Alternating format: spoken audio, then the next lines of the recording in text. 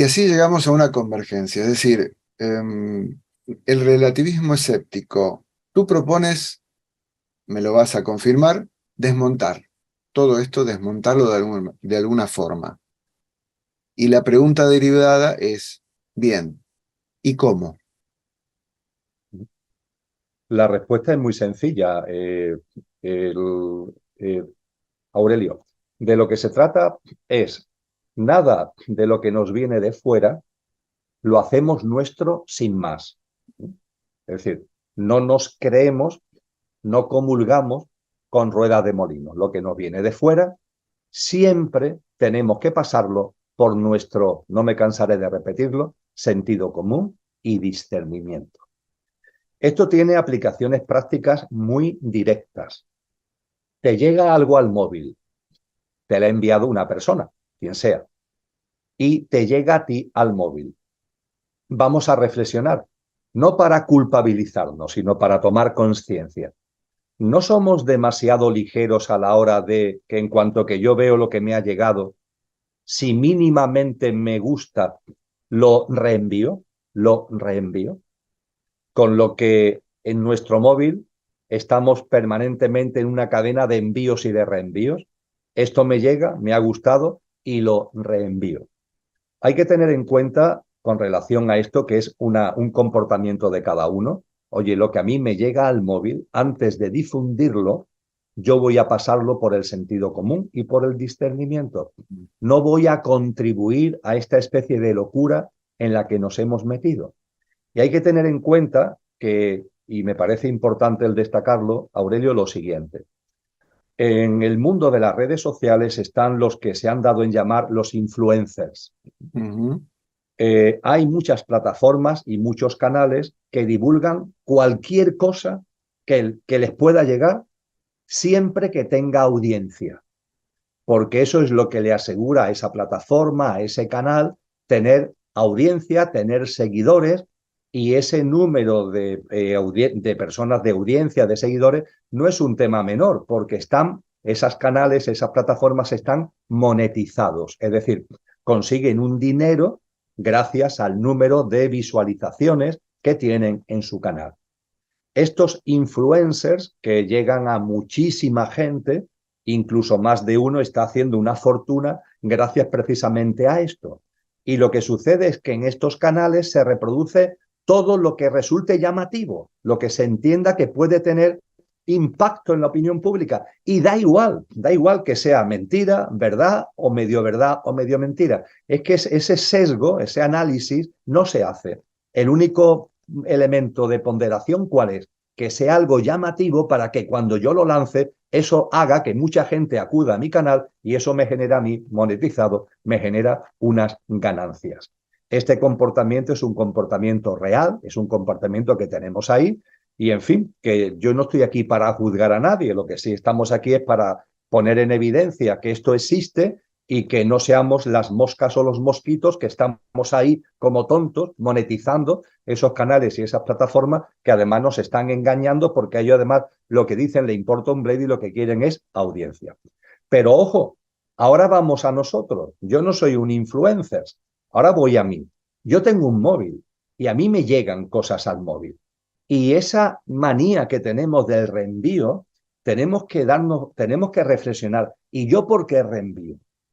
No, yo no tengo ningún WhatsApp, ni ningún Telegram, ni ningún canal monetizado. ¿Por qué reenvío entonces yo? Bien, tenemos que mirarnos, Aurelio, porque a veces lo que buscamos no es dinero, pero sí podemos buscar visibilidad. Ujú. Es decir, es una forma, el reenviar esto, que es llamativo, el reenviarlo, es una forma donde este grupo de WhatsApp, donde hay amigos o familiares o compañeros de trabajo, o vete a saber qué, este grupo me hago visible. Y me hago visible enviando una cosa además que es llamativa, ¿no? Ojo con eso, porque aquí no hay una finalidad de lucro, pero hay una finalidad de interés propio muy egoico de tener visibilidad y de incluso tener un reconocimiento o puede ser que incluso buscando una admiración por ese colectivo pequeño, estamos hablando, aquí no estamos hablando de los grandes círculos de los influencers, estamos hablando de pequeños círculos, pero que es muy curioso el comportamiento humano.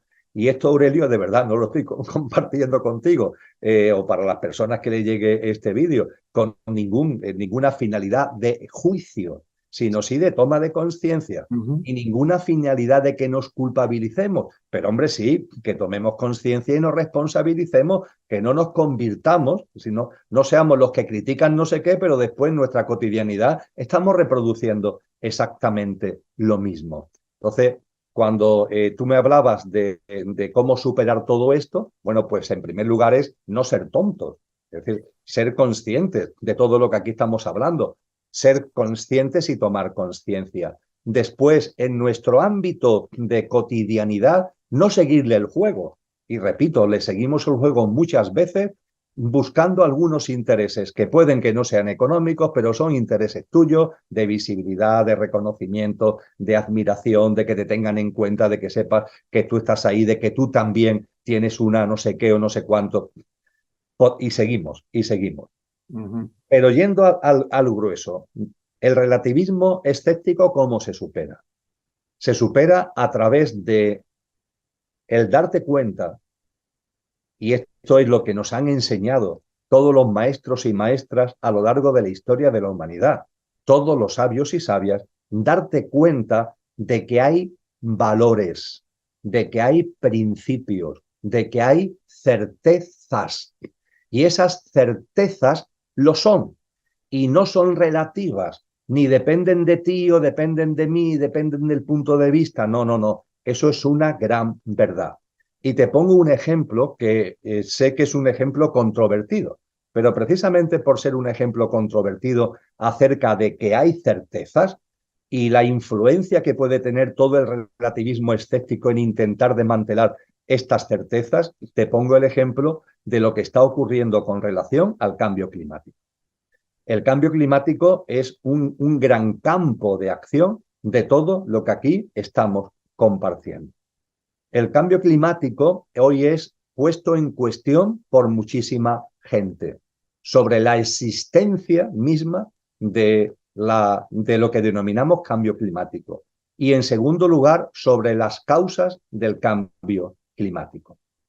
Cuando analizamos con sosiego, con calma, con tranquilidad, lo que está ocurriendo desde el punto de vista de todo lo que el cambio climático es, todo lo que es el clima, todo lo que es la naturaleza, todo lo que es ya no solamente las temperaturas, sino los fenómenos atmosféricos, todos los movimientos de aire, los jet stream, las corrientes de aire que hay en el planeta. Cuando analizamos datos estadísticos ciertos sobre biodiversidad, mayor o menor, o sobre las tasas de extinción de especies, cuando analizamos datos que son absolutamente fríos, absolutamente objetivos, no hay ningún tipo de duda que estamos viviendo un cambio climático.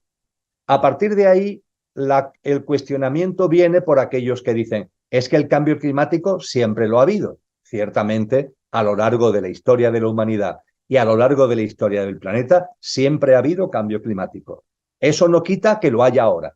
Es que a veces el decir siempre lo ha habido parece que es como para decir ahora no lo hay, ¿no? Bueno, si siempre lo ha habido, también lo hay ahora, con lo cual esto no es un argumento que niegue el cambio climático, pero sin embargo se usa para negar el cambio climático. Es que siempre lo ha habido, bueno, vale, siempre ha habido alteraciones, bueno, ahora estamos también viviéndolas. Vamos, como siempre la ha habido y ahora también las hay, vamos a ver qué efectos están teniendo, qué es lo que está ocurriendo, o incluso vamos a ver cuáles son las causas, porque puede suceder algo, que es lo que está sucediendo, que es muy notable a la hora de tenerlo en cuenta.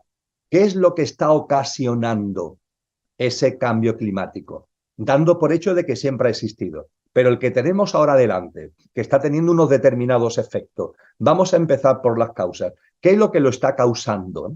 Bien, pues bien, la gran diferencia es que el cambio climático histórico ha estado motivado fundamentalmente por fenómenos naturales, la madre tierra, el sol y la naturaleza, y el cambio climático que estamos viviendo ahora tiene como causa principal, no única, porque ahí sigue estando la tierra, ahí sigue estando el sol, no única, pero tiene como causa principal la mano humana.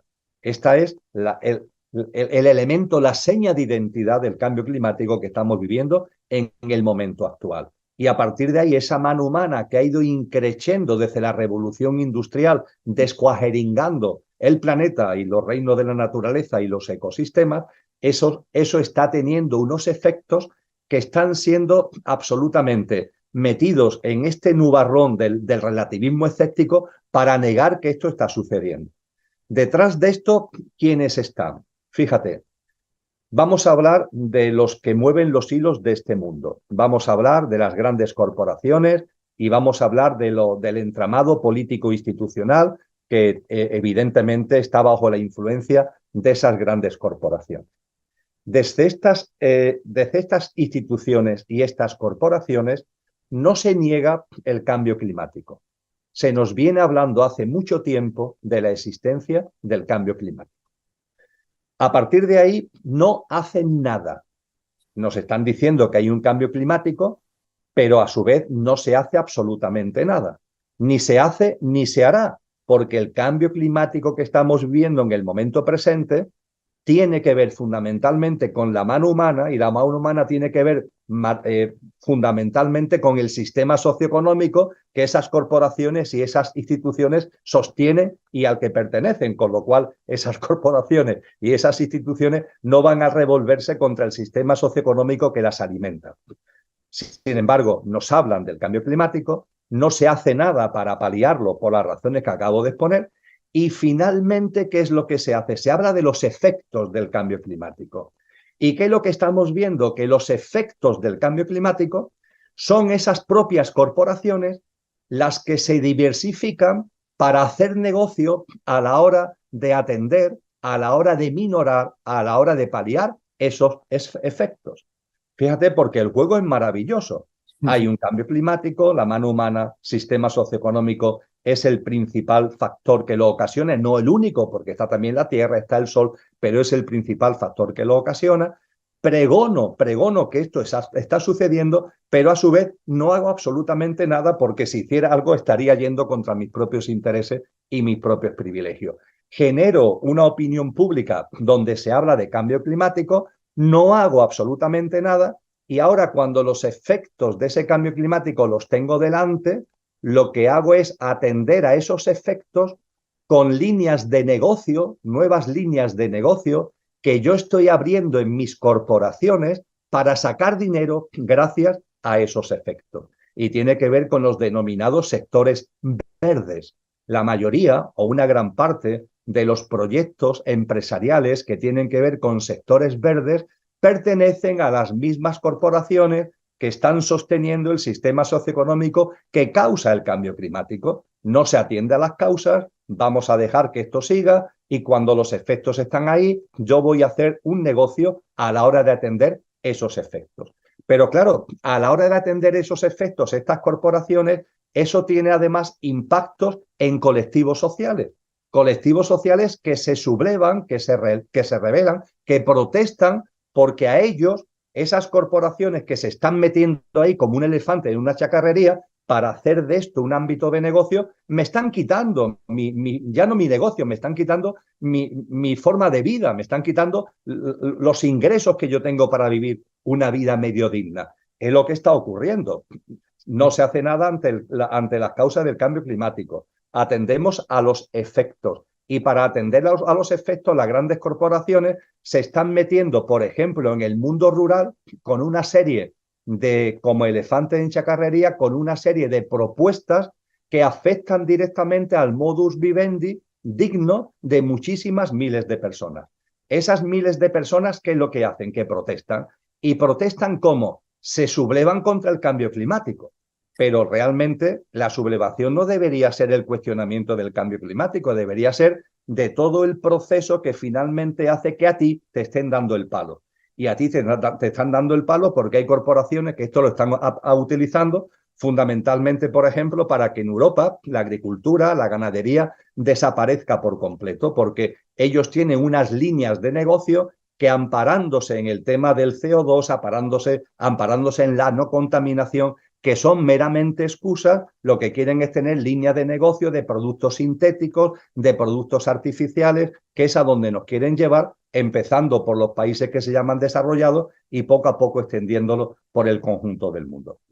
Termino. He puesto este ejemplo que es enormemente controvertido, pero cuando analizamos todo lo que se está moviendo con relación a este cambio climático, lo que vemos es un barullo impresionante donde multitud de flujos de información, desinformación y contrainformación están dando vuelta alrededor nuestro y finalmente ya la gente no sabe qué creerse. La gente ya no sabe si hay cambio climático, si no lo hay, cuál puede ser la causa, pero lo que sí es cierto es que todo esto, por detrás, hay una dinámica imparable.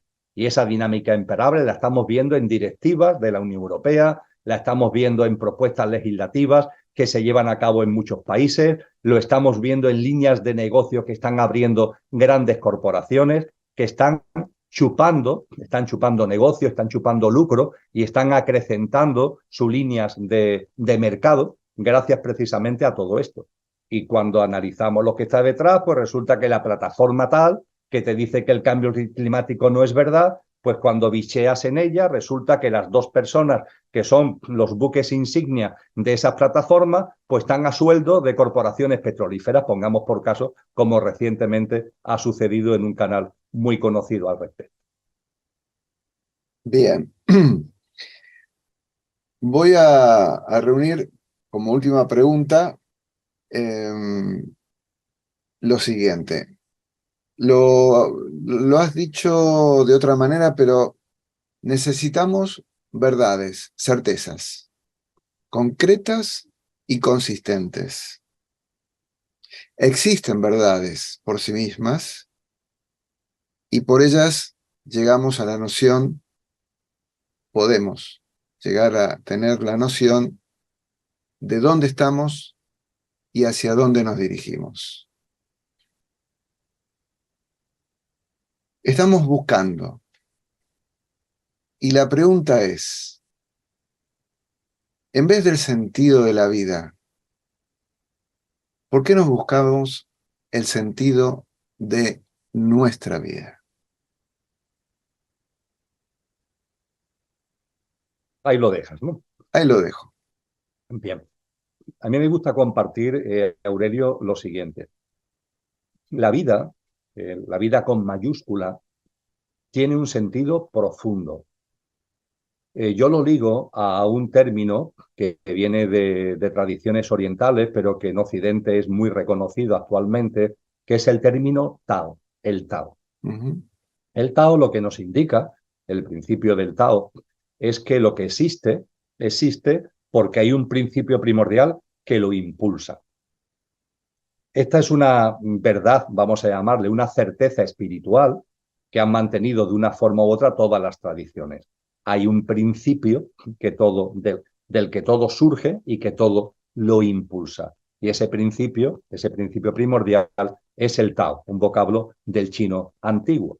No sé, tú fíjate en el caso del cristianismo, nos dice, al principio fue el verbo, el verbo.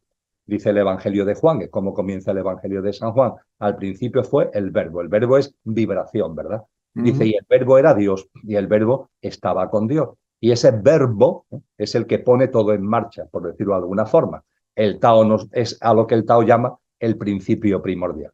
Nos vamos a la astrofísica. La astrofísica nos dice que lo que llamamos Big Bang tiene como precuela una inflación cósmica que tiene su razón de ser en una fluctuación del vacío, es decir, en una vibración. Coincide en el cristianismo con el tema del verbo. Una vibración es lo que desencadena el proceso que origina el Big Bang, y el Big Bang ocasiona lo que llamamos universo. A partir de ahí, tanto desde el punto de vista del taoísmo, del cristianismo, desde el punto de vista de la astrofísica, hay un principio que todo lo impulsa. En el ámbito de la astrofísica, ese impulso se pone de manifiesto hasta el punto de que el universo se sigue expandiendo. Es decir, han pasado 14.000 millones de años de ese Big Bang y el universo se sigue expandiendo. Y desde el punto de vista de la conciencia y de la espiritualidad, esa expansión tiene que ver con la expansión de la conciencia, que va a más y va a más en su desenvolvimiento. Cuando hablamos de esto, ¿de qué estamos hablando? Que la vida tiene un sentido. Y como hay un principio primordial que todo lo impulsa, ese principio primordial tiene una presencia inmanente a modo de un orden. que es lo que se ha conocido históricamente como un orden natural. Ujú, Ese orden natural es el que Agustín de Hipona llamó tan bellamente el ordo amoris.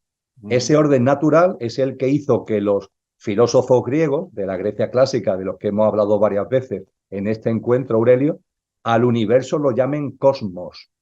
Cosmos significa orden, orden. Cuando hablamos del cosmos, no estamos hablando de cualquier tipo de universo, estamos hablando de un universo que sabemos que tiene un orden, que tiene unos principios, que tiene unas pautas, que hay un movimiento que se corresponde con unos ciclos. Todo eso va incluido en el término cosmos, que va de la mano del orden natural. Y cuando nos vamos a la astrofísica del momento presente, la ciencia y la astrofísica, ¿qué es lo que nos están enseñando? Pues la sorpresa que nos está deparando cuando estamos mandando estas sondas espaciales con telescopios que nos permiten acceder a zonas del universo que hasta ahora no podíamos acceder y acercarnos a cómo fue desde el comienzo el universo temprano, pues lo que nos encontramos es que, contrariamente a lo que creíamos, y es que el universo al principio era una especie de desorden, algo muy irregular, que solo con el paso de miles de millones de años fue teniendo un cierto orden. No, no, lo que nos estamos encontrando es que el orden estaba desde el principio, que las galaxias que estamos descubriendo y que sabemos que la estamos viendo como eran primigeniamente, tienen un orden, son regulares, y hay ese formato muy parecido incluso a las galaxias más recientes que podemos contemplar con nuestros instrumentos tecnológicos. Lo que quiero decir con todo esto, Aurelio, es que la vida tiene un sentido. Hay un orden natural, se plasma de muchas maneras, desde la célebre proporción del número phi, tiene que ver con la geometría sagrada, tiene que ver con principios que a lo largo de la historia de la humanidad, por ejemplo, se han incluido en los llamados principios herméticos, cuando se nos dice todo vibra, y es verdad, todo vibra, eso no es relativo, es una gran certeza. Cuando se nos dice como es arriba es abajo, como es abajo es arriba, aplica el principio de analogía, eso es una gran verdad, eso no forma parte de ningún tipo de relativismo. Cuando nos dicen todo es ritmo, todo es movimiento y todo se desenvuelve en ciclos, eso es una gran verdad, eso es una gran certeza, en fin, y podríamos seguir y seguir. La conciencia y la espiritualidad y también la astrofísica y la ciencia están llenas de certezas, y esa certeza lo que nos dibujan es una vida que tiene un sentido maravilloso, que se plasma en lo más grande, que se plasma en lo más pequeño. Y a partir de ahí, esto es precioso, yo lo veo como algo maravilloso, porque nos enseña a percibir que yo soy un árbol y el árbol que yo soy está en un bosque que no puedo ver en su completud, pero que sí puedo percibir el orden que tiene, los principios que lo rigen, las grandes pautas, las grandes leyes que están en ese bosque, y que al estar en el bosque están también en mí, y que mi vida, la mía, debe estar en coherencia con todo ese orden que hay en el bosque. Es decir, lo absurdo sería que un árbol intentara vivir al margen o a contrasentido de lo que es la vida en el bosque, porque ese árbol inevitablemente lo va a pasar muy mal porque se está poniendo a contramano del sentido de la vida. Lo que nos ocurre muchas veces a cualquiera de nosotros, y podemos tener incluso las ideas claras, pero después está la práctica del día a día, lo que nos ocurre muchas veces es que nos puede el árbol, el aferramiento al árbol. Nos identificamos con el árbol, nos olvidamos del bosque y a partir de ahí nos metemos en unos tinglaos, nos metemos en unos líos que finalmente siempre terminan repercutiendo en nosotros mismos a modo de dolor y a modo de sufrimiento. Así que el entender que hay un orden, que hay un sentido de la vida, que eso se plasma no de cualquier manera, sino en principios, en leyes, en pautas, que eso es así, es a mi modo de entender fundamental, porque además nos llena de confianza hacia la vida. El árbol debe confiar en el bosque. La vida merece nuestra confianza.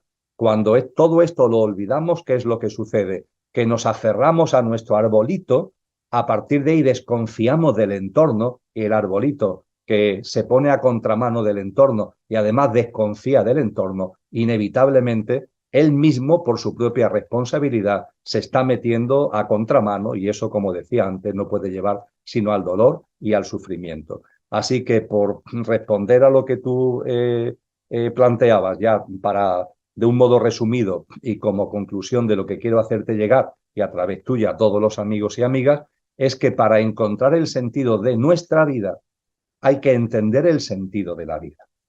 Y hay personas seguro que escuchan este vídeo que han sido testigos porque le ha podido pasar a ellos mismos, de que se me han acercado al terminar, por ejemplo, la charla en Valencia, la que tuvimos ahora el pasado mes de abril. También me ocurrió el que hubo dos personas que se me acercaron al terminar la charla, al firmar libros y al compartir un ratito, y me preguntaban: Emilio, ¿cómo puedo encontrar el sentido de mi vida? El sentido de mi vida.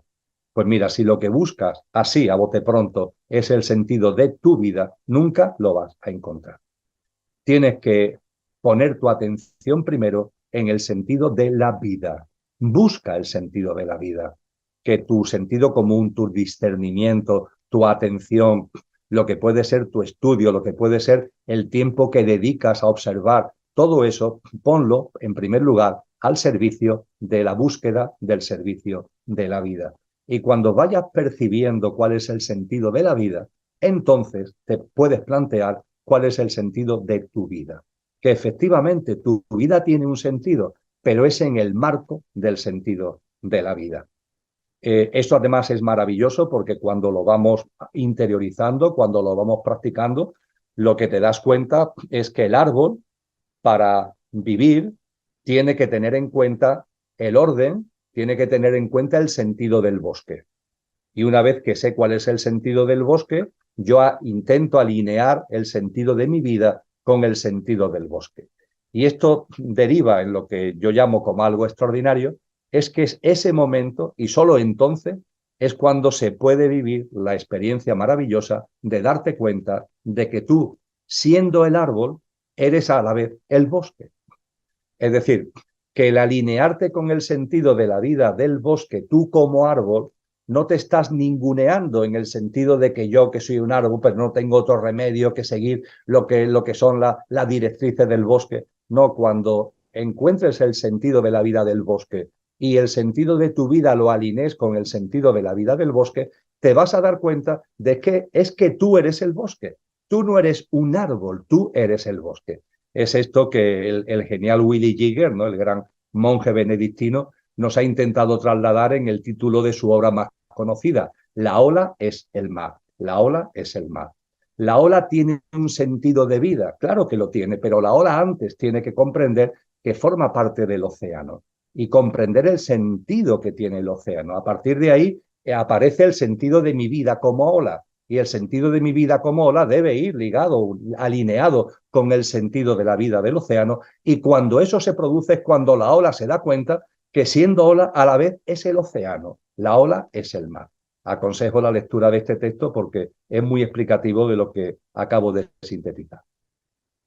Y me resonó un poco también el pensamiento de Thich Nhat Hanh, el querido Thai, que decía la idea del interser.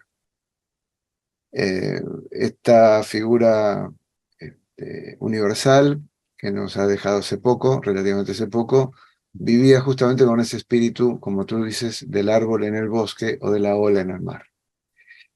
Bueno, Fíjate, Emilio. perdona que te interrumpa, Aurelio, porque Willy Jigger Sí. hablaba de que todo esto que hemos compartido en estos últimos minutos se plasma en el ser humano que tiene una conciencia transpersonal. Transpersonal. Eres árbol, pero eres bosque. Tienes que trascender. Siendo árbol, tienes que tener una visión más amplia, ¿no? Y Nhat Hanh dijo exactamente lo mismo, y lo único que cambió, traducido al castellano, fue la denominación. Lo llamó una conciencia interpersonal. Exacto. Pero es lo mismo. La conciencia personal de Jigger, la conciencia interpersonal de Thich Nhat Hanh, es exactamente lo mismo, y lo que nos lleva a tomar conciencia de que siendo el árbol somos el bosque, de que el bosque tiene un sentido, que nuestra vida tiene un sentido en el marco del sentido de la vida del bosque, y que cuando esto se plasma es cuando nos damos cuenta que la ola es el mar.